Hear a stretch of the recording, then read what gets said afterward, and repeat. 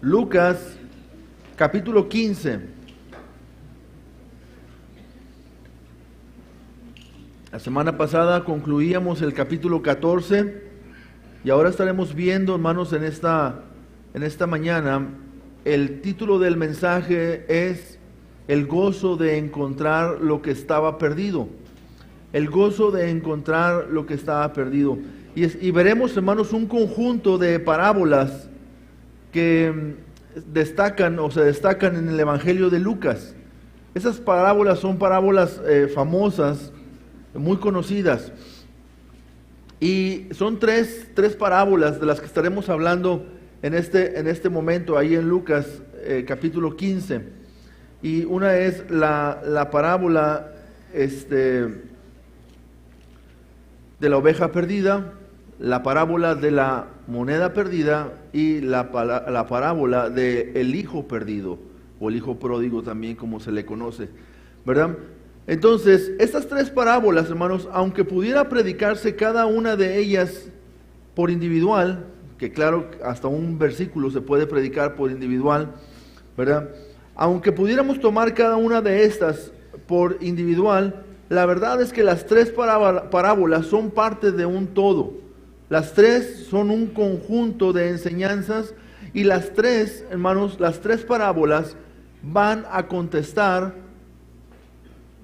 una situación o van a traer respuesta a una situación que nos narra en los primeros dos versículos del capítulo 15. Si ya tienen sus Biblias, vean sus Biblias ahí en Lucas capítulo 15. Dice la palabra: se acercaban a Jesús todos los publicanos y pecadores para oírle.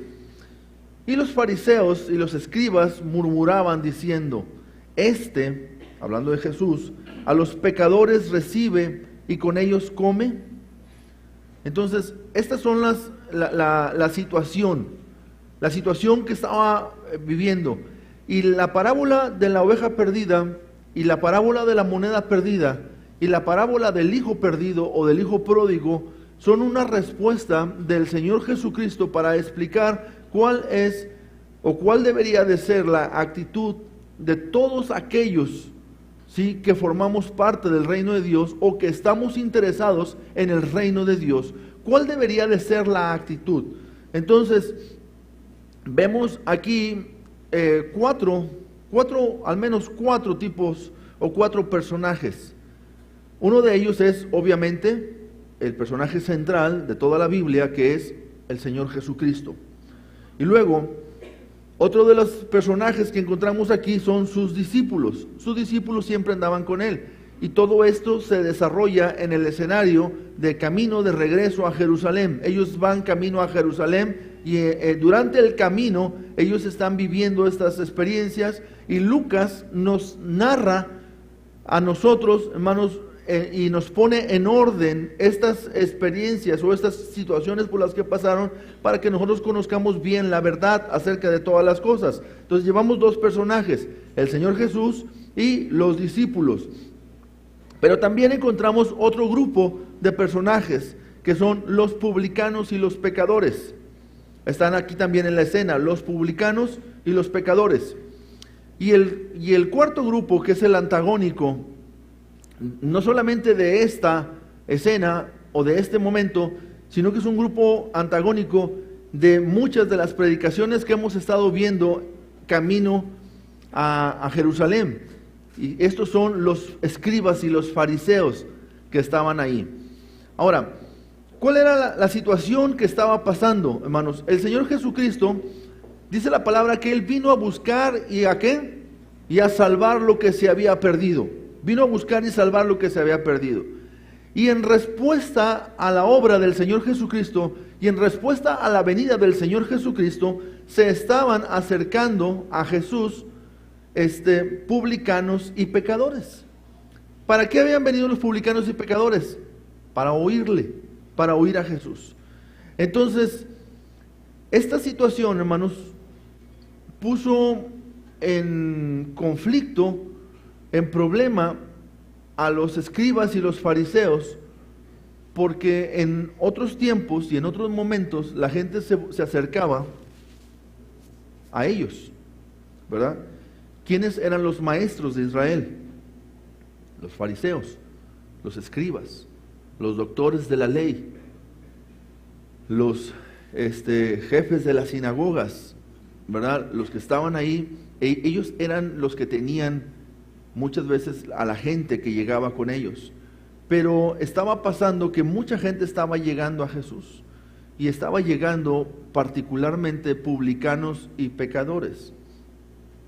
Ahora, hermanos, esta expresión llama la atención, porque ¿qué sucedería, hermanos?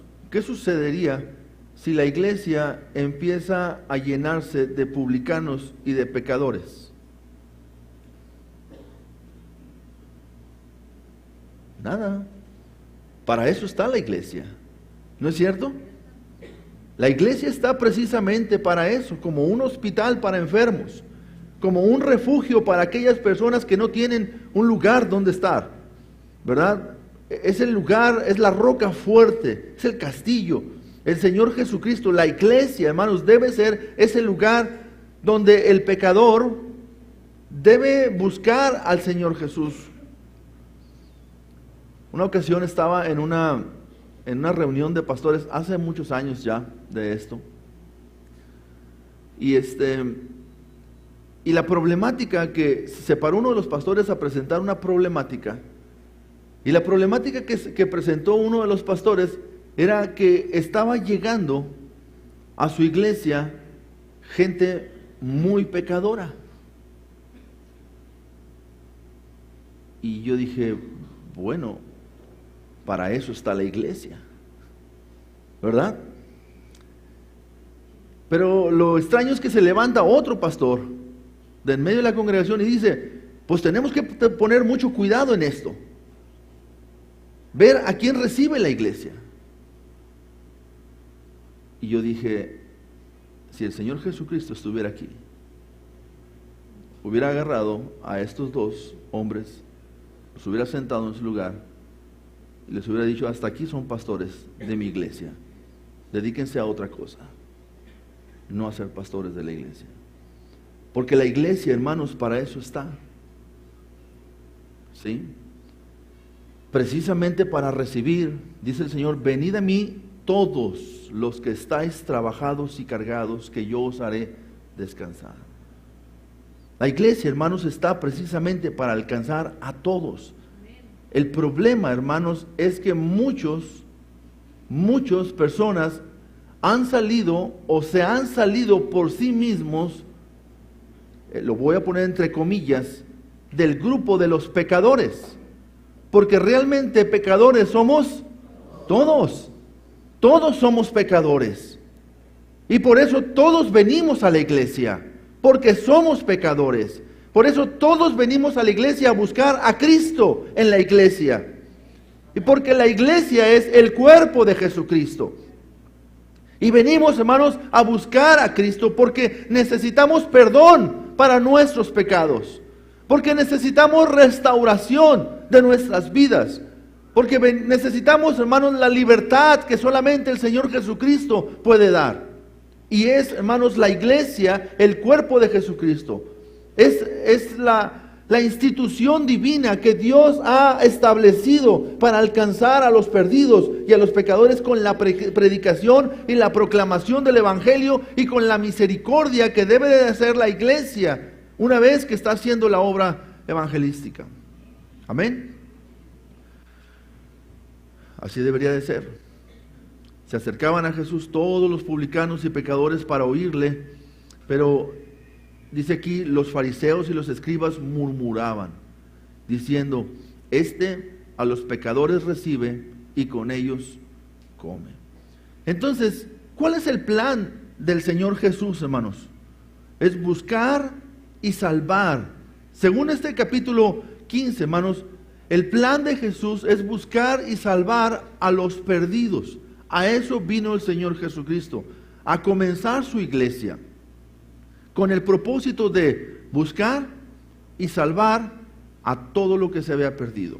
Si nosotros nos vamos, hermanos, a Lucas capítulo 19, y leemos los versículos del 8 hasta el 10. Pudiéramos leer toda la historia, pero por cuestiones de tiempo no la leemos toda.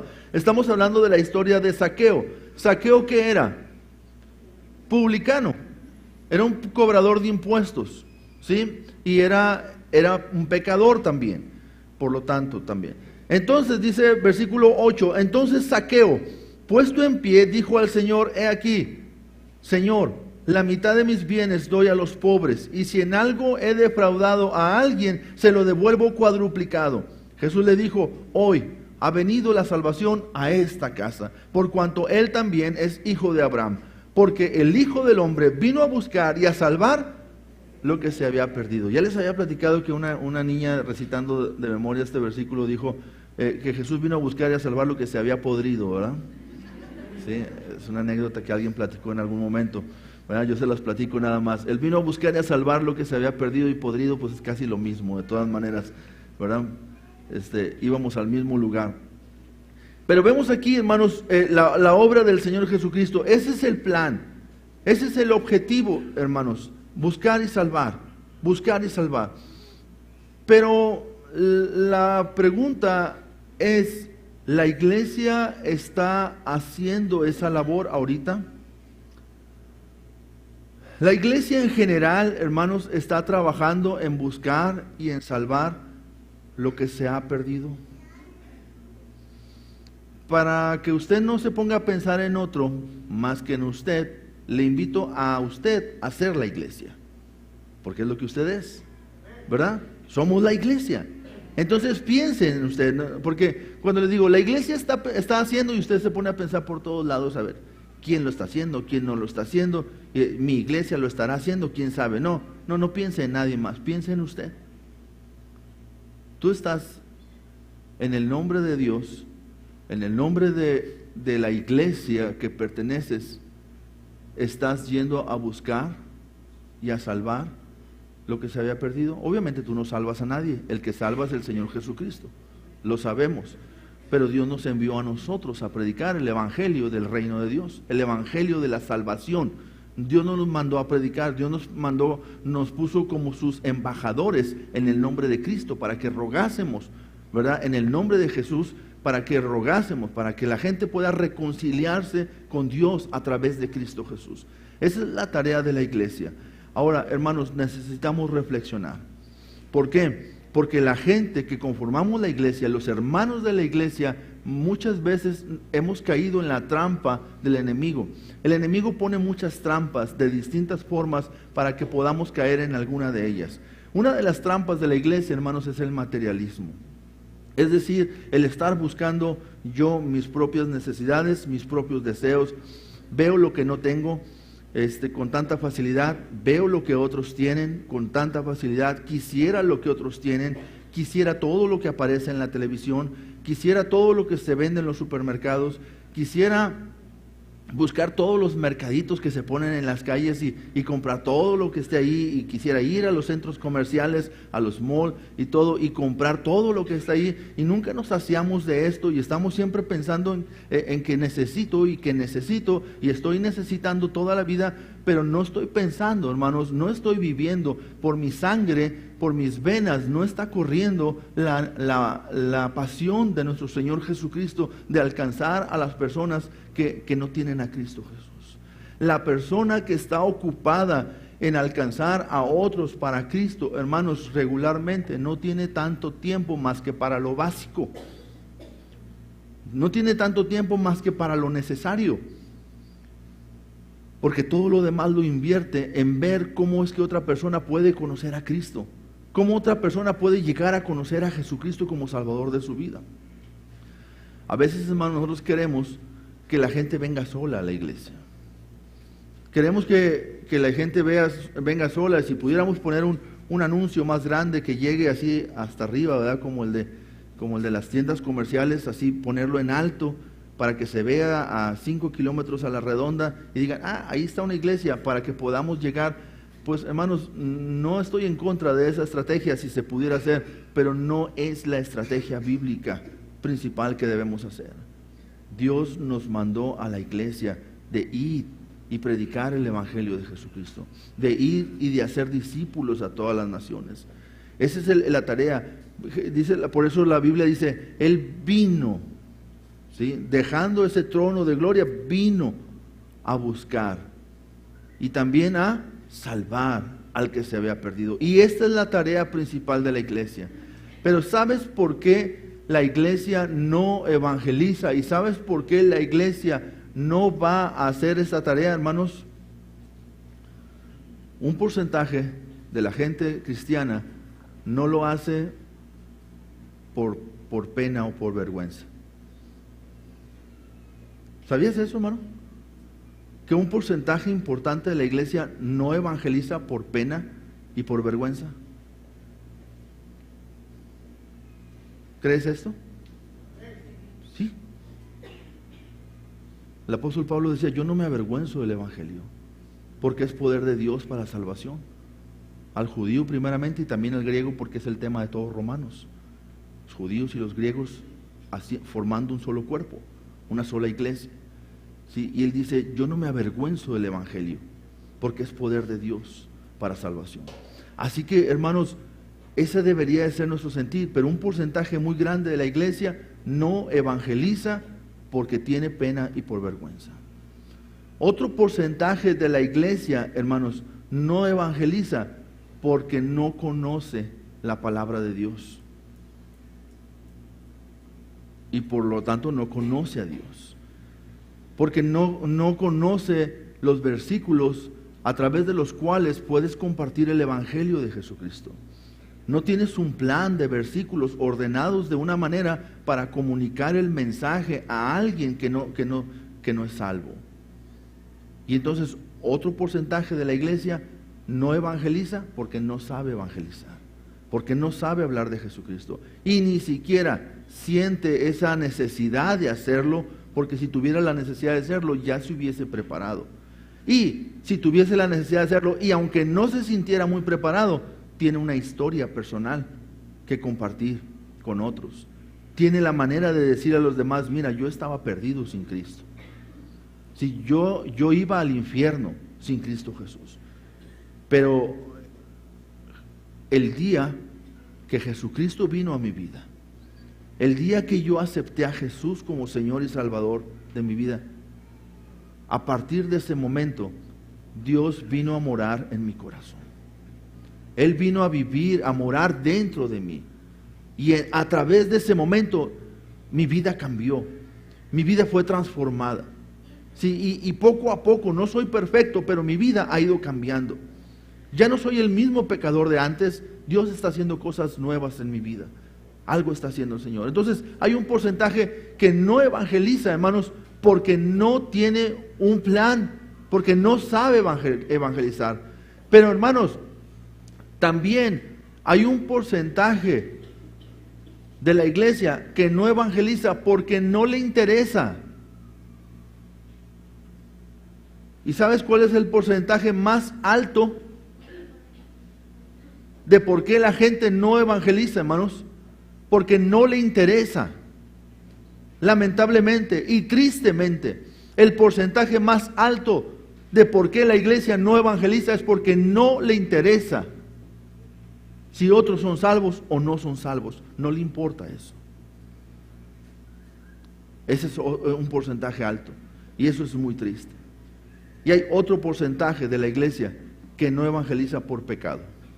Porque anda en pecado. ¿Sí? Y aquí les acabo de compartir algunas razones. ¿Sí? No les traje los números porque no me acuerdo de ellos. Los números de los porcentajes. Pero se los voy a traer en alguna chance. Y esa es la razón por la que mucha gente no evangeliza. Pero el plan de Dios es buscar y salvar lo que se había perdido. Si nosotros como iglesia nos acercáramos un día con el Señor Jesucristo y le dijéramos, Señor, ¿qué quieres que hagamos? El Señor te va a decir, gana almas, comparte el evangelio, habla con otros lo que yo hice contigo, lleva a otros a los pies de Cristo. Bien, ese es el plan de Dios. Pero vemos también, hermanos, aquí en esta parábola o en esta enseñanza, que el problema principal lo encontramos en la actitud de los escribas. La actitud de los escribas y de los fariseos. Dice ahí en el capítulo 15 de Lucas que estamos leyendo, Lucas capítulo 15, en los primeros 2 versículos, porque los 2 versículos son los que nos dan, hermanos, el panorama, la clave de la interpretación de todo lo demás. Dice aquí que, y los fariseos y los escribas murmuraban diciendo, a los pecadores recibe y con ellos come. Esa es la problemática principal. ¿Y sabes cómo se le llama a esta problemática, hermanos? La falta de gozo. La falta de gozo cuando tú ves que una persona está acercándose a los pies de Jesucristo. Lo que hemos estado predicando en los últimos tiempos, en las últimas semanas, en la trayectoria de Jesús hacia Jerusalén con sus discípulos, hay un pueblo antagónico que son los fariseos y los escribas, y siempre están presentando oposición. Y el Señor varias veces les dijo a los discípulos que se cuidaran, que no fueran como los escribas y como los fariseos. Les dice, cuídense de la levadura de los fariseos, que es la hipocresía. La hipocresía es una actuación, es la presentación de una cara que no es, de algo que es falso. Y les está diciendo a sus discípulos, a su iglesia, les está diciendo, ustedes, iglesia mía, tienen que cuidarse, ustedes no deben ser como los fariseos. Los fariseos ponen cargas muy pesadas en las vidas de otros, pero ellos no están dispuestos a mover esas cargas ni con un dedo. Y esa es una característica de un fariseo. Él no hace, pero quiere que los demás hagan. Él no está dispuesto a sacrificarse, pero ¿cómo está dispuesto a decir lo que se le viene a la cabeza? Entonces siempre están ahí, y Dios le dice a su iglesia, ustedes no deben ser como los fariseos. Los fariseos son hipócritas, los fariseos son irreales, los fariseos no son honestos, los fariseos ni siquiera están interesados en el reino de Dios. Ellos están interesados en sus propias cosas. Los fariseos están molestos con Jesús porque la gente no va a ellos. La gente estaba yendo a Cristo Jesús. Entonces Dios le dice a la iglesia, tú no debes ser como los fariseos. Y ese es el problema que está tratando en este momento. Y para explicarle a los fariseos este problema, entonces el Señor Jesús da esas 3 parábolas que vienen a continuación. Y en esas 3 parábolas, hermanos, vamos a ver 2 puntos, ¿verdad? Que ahorita van a aparecer en pantalla. Uno de ellos es el fruto de la obra de Cristo, ¿sí? Que es salvar a los pecadores. ¿Y qué espera Cristo de sus discípulos? Que es gozo, regocijo y fiesta cuando un pecador se arrepiente. Eso es lo que Dios está esperando, y eso es lo que Él está explicando en estas 3 parábolas del capítulo 15. Pero le voy a pedir que abra su Biblia allí en el capítulo 15. Yo creo que muchos ahí están, pero quien no está ahí, por favor, céntrese en el capítulo 15, porque el versículo 3 dice entonces es por lo tanto, dado que los fariseos están haciendo estas cosas, dado que los fariseos están murmurando, dado que los fariseos están molestos porque los pecadores están acercándose a Cristo Jesús para oír la palabra, para oír el evangelio del reino, dado que hay molestia en el corazón de ellos porque almas están viniendo a los pies del Señor, dice, entonces Él les refirió esta parábola diciendo, ¿qué hombre de vosotros, teniendo 100 ovejas, si pierde una de ellas, no deja las 99 y en el desierto y va tras la que se perdió hasta encontrarla? Y cuando la encuentra, la pone sobre sus hombros gozoso. Y al llegar a casa, reúne a sus amigos y vecinos diciéndoles, gozaos conmigo, porque he encontrado mi oveja que se había perdido. Ahora, note en los versículos del 3 hasta el 6, que es donde narra o donde describe el Señor Jesús esta parábola, vamos a encontrar la palabra perder, vamos a encontrar la palabra encontrar y vamos a ver la palabra gozo. ¿sí? En las tres parábolas vemos esto: perder, encontrar o ser hallado y gozo o regocijo, ¿sí? Y es el tema de las tres parábolas. Entonces, perder. La razón por la que Cristo vino es por todos los que nos habíamos perdido. Todos. La nación de Israel estaba perdida. Y los fariseos, si conocían bien las Escrituras, como dicen que la conocían. Ahora, voy a hacer un paréntesis. Los fariseos, si usted se sentaba a escucharlos hablar, usted pudiese quedar completamente impresionado del conocimiento que ellos tenían de las Escrituras. Los escribas, si usted se sentaba a escuchar a los escribas, usted pudiera quedar muy impresionado de escucharlos hablar, del conocimiento que ellos tenían de las Escrituras. Pero la pregunta es, ¿entendían ellos bien las Escrituras? ¿Tenían el sentir de Dios ellos cuando leían las Escrituras? ¿Leían las Escrituras para conocer verdaderamente a Dios? ¿O leían las Escrituras para justificar sus propios deseos personales?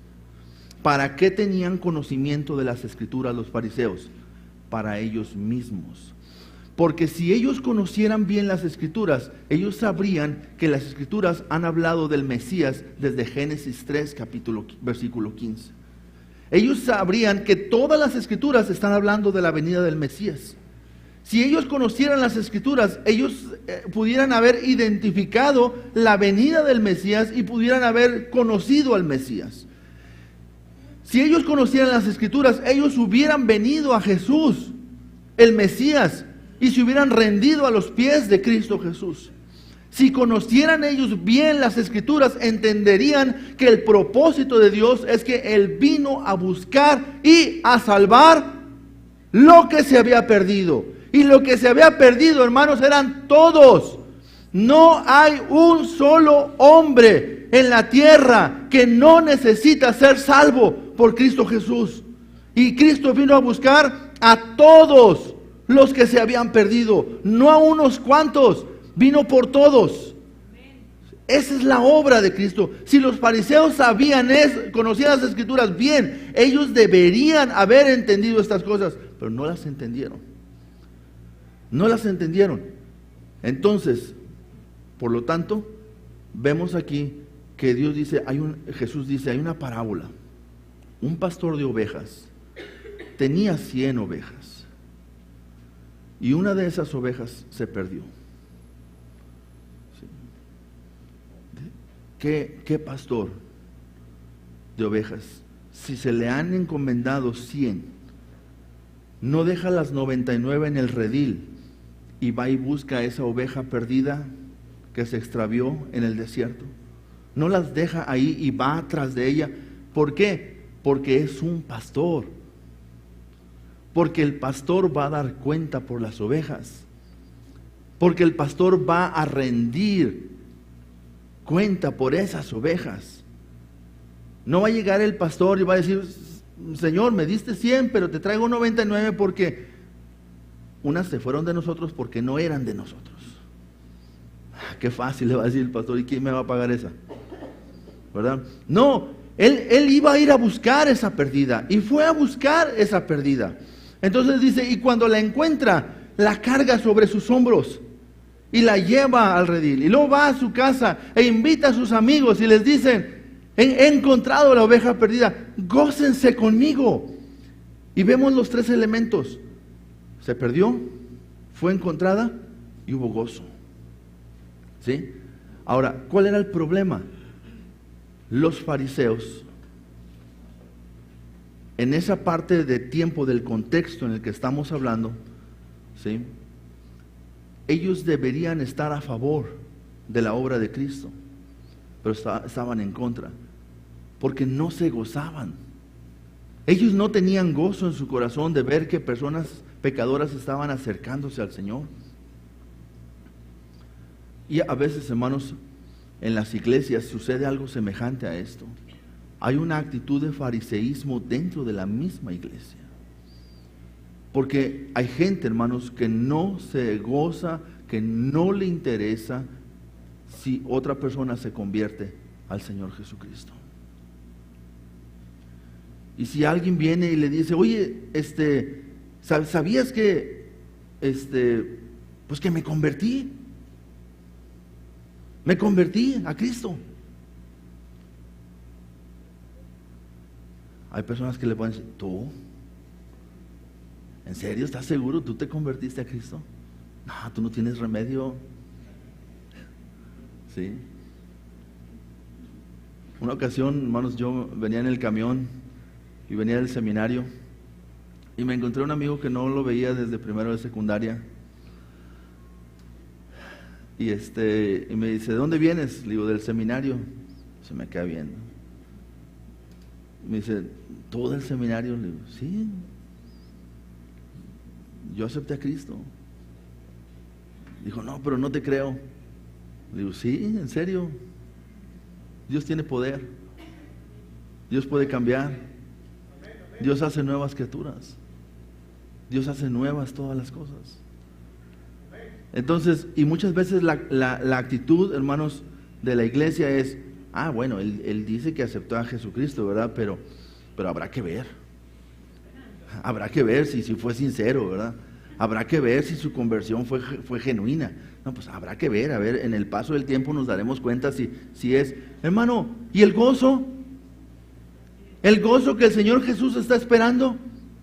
¿Cuál es la actitud que se está tomando? La actitud de fariseo, de juzgador, de alguien que enjuicia, de alguien que no le interesan las almas, hermanos, de alguien que no cree en el poder del Evangelio, de alguien que no cree en la sencillez, hermanos, del poder de la fe que Dios nos ha dado. Así que, hermanos, necesitamos gozarnos. Entonces les dice está dando esta parábola para que entendamos, hermanos, para que entiendan los fariseos que ellos no deberían de estar ahí murmurando y cuestionando por qué los pecadores se estaban acercando a Jesús, sino diciéndoles, ustedes deberían de tener gozo, ¿sí? Pero luego después, hermanos, les dice otra parábola. Terminando el versículo 7, bueno, les voy a leer el versículo 7, dice, os digo que así habrá más gozo en el cielo por un pecador que se arrepiente que por 99 justos que no necesitan arrepentimiento. El gozo en el cielo, la fiesta, hermanos, que se hace en el cielo cuando un pecador se arrepiente. Dice, gozaos conmigo porque la he encontrado, mi oveja que se había perdido. Os digo que así habrá más gozo en el cielo por un pecador que se arrepiente que por 99 justos que no necesitan de arrepentimiento. Y está hablando, hermanos, otra vez, esto está describiendo los primeros 2 versículos, que habla de los pecadores, que habla de la conversión y que habla de la falta de gozo, la actitud de falta de gozo en la vida de los fariseos. Y luego dice la siguiente parábola, en el versículo 8, dice, ¿o qué mujer que tiene 10 dracmas? Un dracma es una moneda de tipo de cambio de aquel entonces que más o menos equivalía a un día de salario de un jornalero. Entonces, imagínense, tiene 10 dracmas, 10 días de salario, los tiene ahí esta señora. Se los dio, me imagino que se los dio su marido, ¿sí? Se los dijo, aquí están, son 10, no me los voy a llevar al campo a trabajar. Aquí están, hay que cuidar esos 10 dracmas. Y luego dice, ¿o qué mujer que teniendo 10 dracmas, si pierde un dracma, no enciende la lámpara y barre la casa y busca con diligencia hasta encontrarla? Y cuando encuentra ese dracma, reúne a sus amigas y vecinas diciendo, gozaos conmigo, porque he encontrado la dracma que había perdido. Versículo 10, explicación de la parábola. Así os digo, que hay gozo delante de los ángeles de Dios por un pecador que se arrepiente. ¿De qué está hablando en el versículo 1?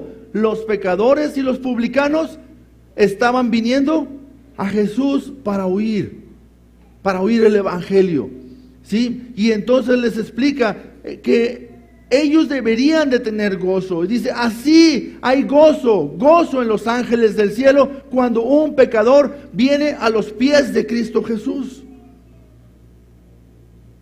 ¿Estamos entendiendo la parábola? ¿Estamos entendiendo la enseñanza? ¿Sí? La actitud de los fariseos era una actitud de falta de gozo.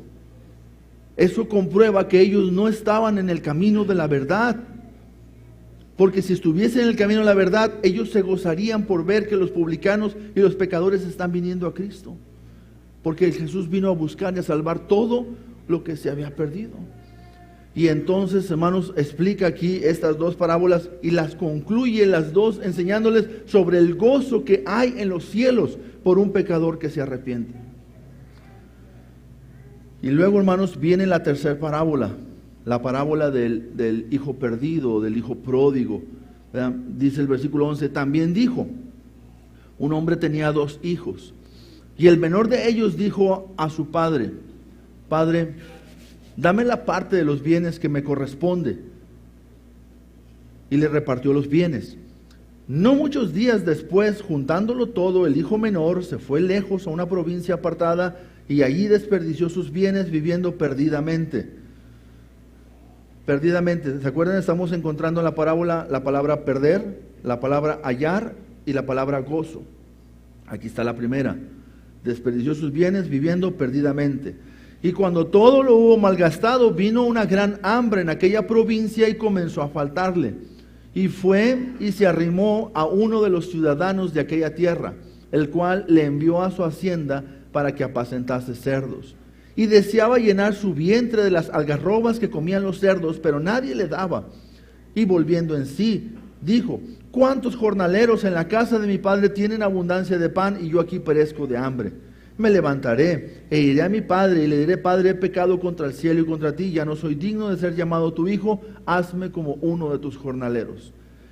Y levantándose vino su padre, y cuando aún estaba lejos lo vio su padre, y fue movido a misericordia, y corrió y se echó sobre su cuello y le besó. Y el hijo le dijo, Padre, he pecado contra el cielo y contra ti, y ya no soy digno de ser llamado tu hijo. Pero el padre dijo a sus siervos, el padre ni siquiera tomó en cuenta, el padre ya conocía esto. Dice, pero el padre dijo a sus siervos, sacad el mejor vestido y vestidle, y poned un anillo en su mano y calzado en sus pies, y traer el becerro gordo y matadlo, y comamos y hagamos fiesta, porque este mi hijo muerto era y ha revivido. Y aquí encontramos las 3 palabras, se había perdido y es hallado. Y comenzaron a regocijarse. Se perdió, fue hallado y hubo gozo. ¿Sí? La explicación de la parábola aquí está. Pero aquí viene, hermanos, el centro de esta parábola. Tomándola dentro del contexto del versículo 1 y el versículo 2, el hijo menor no es el centro de esta parábola. Muchas veces tomamos al hijo menor, ¿verdad? Porque tomamos esta enseñanza para aplicarla a alguna situación por la que estamos pasando, ¿verdad? O por lo que está pasando alguien dentro de la iglesia, y está bien. Pero el centro de esta parábola, hermanos, no es el hijo menor, sino es el hijo mayor que toma la actitud de los fariseos de al principio, que él no se gozó con el padre porque el hijo menor había regresado al camino, sino que él pareciera que prefiriera que su hijo menor siguiera perdido, siguiera allá donde estaba, lejos del padre. Pareciera que esa es la actitud, dice aquí. Y su hijo mayor, versículo 25, estaba en el campo. Y vean toda la actitud de los fariseos, hermanos, en el hijo mayor. Dice, y cuando vino, llegó cerca de la casa y oyó la música y las danzas. Y llamando a uno de los criados le preguntó, ¿qué era aquello? Él le dijo, tu hermano ha venido y tu padre ha hecho matar el becerro gordo haberle recibido bueno y sano. Versículo 28. Vean esta actitud. Entonces se enojó y no quería entrar. Ustedes imagínenselo todo con una cara de berrinche, ¿verdad? Allá afuera de su casa. Dijo una vez un pastor con cara de diácono de la convención, ¿verdad? En sesión de negocios. Así estaba. Bueno, entonces se enojó y no quería entrar. Salió por tanto su padre y le rogaba que entrase. Mas él, respondiendo, dijo al padre: he aquí, tantos años te sirvo, no habiéndote desobedecido jamás. ¿Qué pensaban los fariseos de sí mismos? Esto, ¿verdad? Dice, no habiéndote desobedecido jamás, y nunca me has dado ni un cabrito de Monterrey para gozarme con mis amigos.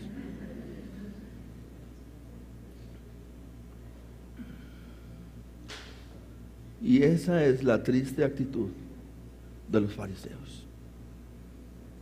Esa es la triste actitud. ¿Se acuerdan cuando estaba el fariseo y el publicano orando en la plaza? Y que el publicano dijo: Señor, te doy gracias porque yo no soy como este. Yo no soy pecador, yo doy mi diezmo, yo hago esto, yo hago lo otro, ayuno y todo eso. ¿Se acuerdan? Y luego el pecador estaba diciendo: Señor, ni quería levantar su rostro al cielo, estaba con su rostro en tierra. Señor, perdona, sé propicio a mí que soy pecador. Y decía el Señor Jesucristo: ¿quién de los dos regresó a su casa justificado? El publicano. Y el otro no.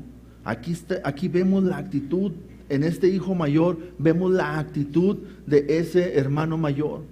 O sea, yo nunca te he desobedecido jamás. Y nunca me has dado ni un cabrito para gozarme con mis amigos. Pero cuando vino tu hijo, ¿cómo le dice, verdad? Cuando vino tu hijo, no le faltó que le dijeran consentido, que ha consumido tus bienes con rameras, has hecho matar para él el becerro gordo. Él entonces le dijo: hijo, tú siempre estás conmigo y todas mis cosas son tuyas. Mas era necesario hacer fiesta y regocijarnos, porque tu hermano era muerto y ha revivido, y se había perdido y es hallado. Ahora, ¿quiénes son los personajes que estamos viendo en esta escena? Jesús, los pecadores, ¿verdad? Los fariseos y los discípulos. ¿A quién está enseñando Jesús durante todo el camino? A los discípulos. Y les está diciendo a los discípulos: ustedes son hijos, ustedes siempre están aquí conmigo, ustedes no deben tomar la actitud de los fariseos, debemos regocijarnos, debemos gozarnos. Y hermanos, esa es la actitud que debemos tomar todos en la iglesia. Pero yo les dije, hermanos, que la estadística, ¿sí? Esta estadística la tomé de la organización de Billy Graham, la organización más grande en el mundo en cuanto a la obra evangelística que se ha estado haciendo. Y la estadística dice que la mayoría de los cristianos no evangeliza porque no le interesa. Simplemente no le interesa que otros sean salvos. Este hijo mayor pareciera que estaba contento con el hecho de que su hermano estuviese lejos de casa, que su hermano estuviese perdido. No le dio gusto que él regresara al camino, que él volviera a la casa de su padre. Y así que, hermanos, la enseñanza para nosotros en esta mañana es: debemos gozarnos. Nosotros debemos gozarnos cuando un pecador se arrepiente, cuando un pecador acepta al Señor Jesucristo. Nosotros debemos gozarnos cuando alguno de nuestros hermanos se había apartado del camino, pero ha vuelto a casa y ha regresado. No deberíamos de tomar la actitud de los fariseos de decir: ¿y será genuina su decisión? ¿Realmente estará viniendo porque está buscando a Dios? O a lo mejor está viniendo porque está buscando otra cosa. Como ya le llegó el agua hasta el cuello, No, pues entonces por eso ahora sí regresa, ¿verdad? No, qué chiste, ¿verdad? Vamos a sentarlo en una banca allá atrás, solo, ¿verdad? Porque hizo mal y no debe de estar aquí. No, hermanos, no. Dios quiere que nosotros nos gocemos juntamente con Él, que sintamos lo que Él siente, que veamos lo que Él está viendo, para que podamos tener el sentir que hubo también en Cristo Jesús. Así que, hermanos, la enseñanza que Dios nos da es nosotros debemos gozarnos, hermanos. Debemos gozarnos cuando un pecador se arrepiente. La tarea de buscar y hallar lo que estaba perdido debe ser de gran regocijo a todos los que pertenecemos al reino de nuestro Dios. La tarea de buscar y de hallar lo que estaba perdido debe ser de gran regocijo en todos los que pertenecemos al reino de Dios. Viene hablando del reino, todo esto viene hablando del reino. Dios viene hablando de los estándares del reino, viene hablando de lo que espera que sus discípulos sean y hagan después de que Él vaya a la cruz, muera y vaya a la presencia del Padre. Está preparando a su iglesia, está entrenando su iglesia, está desarrollando su iglesia para la obra que Él les habría de encomendar, de hacer discípulos a todas las naciones. Y hermanos, nosotros debemos gozarnos en esto. Honestamente, hermano, yo te hago esta pregunta. ¿Tú te gozas plenamente cuando sabes que una persona se arrepintió y vino a los pies de Cristo? ¿Quieres que te diga qué es gozo? Yo sé que aquí hay Tigres y Rayados, ¿sí? Esta semana Rayados metió 2 goles en menos de 20 minutos. ¿Y cómo se pusieron los Rayados? Brincaban, saltaban. Está bien, está bien. Tigres ayer metió nada más 1 y casi no les alcanzaba para pasar.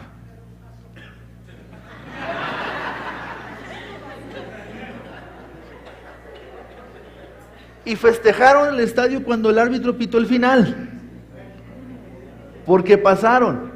Pero ¿saben qué pasa en el estadio y en los porches de las casas y en las casas donde están viendo los partidos y todo eso? Cuando su equipo mete gol, ¿verdad? Todos se paran y la chocan, y allá en el estadio la andan chocando con los que no conocen, y todo, ¿verdad? Se voltean y todo, casi se van hasta el campo a festejar con todos y regresan, y hay mucho gozo y toda una gritería, hermanos, hay un festejo, y ese es gozo, ese es gozo, eso es felicidad, esa es alegría genuina, esa la que se ve en el estadio, la que se ve en los partidos, la que se ve en esta cultura de aquí de nuestra ciudad. Esa es felicidad, ese es gozo. Pero cuando un pecador se arrepiente, hermanos, no pasa eso. No pasa eso. Hay más felicidad por un gol de mi equipo que por un pecador que se arrepiente. Es increíble. Es increíble. Y es bien triste. Porque para que una persona sea salva, hermanos, la sangre de Cristo fue derramada en la cruz. ¿Cómo puede producirme más gozo algo? Está bien, o sea, hay muchas cosas que nos pueden dar gozo, pero lo que más gozo debería traer a nuestras vidas, hermanos, es cuando un pecador se arrepiente, o cuando un hermano nuestro vuelve al camino de Dios y regresa a la iglesia. Eso debería de ser motivo de gozo. Deberíamos de pararnos y de aplaudir y de chocarla y de correr y de abrazarnos, ¿verdad? Cuando una persona acepta al Señor Jesucristo. Así debería de ser, hermanos. Así debería de ser. Y cuando una persona comparte el Evangelio y se convierte, un amigo o un compañero de trabajo o un familiar querido se convierte, hermanos, esa persona debería de sentir la confianza de correr con todos y decirle, oye, mira, compartí a un amigo de Cristo Jesús y aceptó a Jesucristo, se arrepintió de sus pecados, vino a los pies del Señor, y gozarnos y abrazarnos y decir qué alegría, qué felicidad, qué gozo, una persona más en el reino de Dios, una persona más, hermanos, para Cristo Jesús. Un hermano regresó a casa y está ahora en casa y vamos a gozarnos, vamos a hacer fiesta, vamos a matar ese becerro gordo y vamos a festejar con alegría. Sí, vamos a tocar, agarrar los platillos y chocarlos, ¿verdad? Y hacer todo, hermanos, el gozo y la algarabía que se necesita. Imagínense en el cielo, hermanos. No sé si habrá juegos pirotécnicos allá. Pero en el estadio, cuando mete un gol el equipo de casa, hermanos, sueltan la pólvora a que truene en los cielos. Y eso se le pone a uno la piel chinita, ¿verdad? Cuando ve esos juegos en el aire, en el cielo, y más cuando es en la noche, se ve eso maravilloso, ¿verdad? Pues imagínense que en el cielo pasa algo como eso, hermanos. Cuando una persona se arrepiente, mira, hermano, el valor de una persona. Cuando una persona se arrepiente, hay fiesta en los cielos, nomás para que vea el valor de un alma para nuestro Señor Jesucristo. Para un pastor de ovejas, ir a buscar la oveja perdida y encontrarla y traerla sobre sus hombros y regresarla al redil, hermanos, es motivo de gozo. Saben que cada pastor tiene que pagar por las ovejas que se le pierden. Estoy hablando de los pastores del redil, ¿sí? Nosotros como pastores, ¿con qué pagaríamos? ¿Con qué pagaría yo un alma que se pierde? No tengo. Si para comprarla se necesitó la sangre de Cristo Jesús. O sea, ¿con qué se paga? Es muy valioso. Imagínense, hermanos, que una señora que tiene la raya de su marido y que tiene un día de trabajo ahí y se pierde un día de trabajo del marido. Estoy hablando de los maridos que trabajaban en aquel entonces, hermano. No los que se iban a sentar a tomar café, ¿verdad? Y a ver el Facebook ahí en el escritorio. No, los que agarraban de sol a sol, ¿verdad? Desde la mañana hasta la tarde trabajando en las labores y todo eso. No se crean, hermanos, no se crean. Ustedes también trabajan. Pero imagínense cómo se sentiría la señora por un dracma que se le había perdido. Pero cuando le encuentra, ¿verdad? Le habla a todas las amigas del té canasta, vénganse conmigo, ¿verdad? Vamos a gozarnos. ¿Por qué? Porque encontré la dracma. Es algo tan valioso como el alma de una persona, hermanos. A los pies de Cristo es tan valiosa. Dios quiere sensibilizar a la iglesia y Dios espera que la iglesia no sea como los fariseos, insensibles, ¿sí? Sin gozo por ver a otra persona venir a los pies del Señor. Y para concluir, hermanos, si analizas tu vida a la luz de esta enseñanza, ¿con quién te identificas? ¿Con los publicanos y pecadores que necesitaban ser hallados por Cristo? ¿Con el hijo que se ha perdido y que necesitaba regresar a la casa del Padre? ¿O con el hermano mayor que ha estado en casa, pero que no se puede gozar con el Padre porque él también necesita ser hallado en medio de un mundo de religiosidad? El hermano mayor estaba perdido como los fariseos, en un mundo de religiosidad, en un mundo de legalismo, de autojustificación. Yo estoy bien y los demás no se lo merecen porque los demás no les ha costado lo que a mí me ha costado estar cerca de Dios. Él necesitaba ser hallado también. ¿Con quién te identificas tú, hermano? El punto es que todos necesitamos tomar esta enseñanza y aplicarla a nuestras vidas. ¿No cree? Amén. Bueno, pues vamos a pedirle a Dios que nos ayude entonces. Padre nuestro, después de ver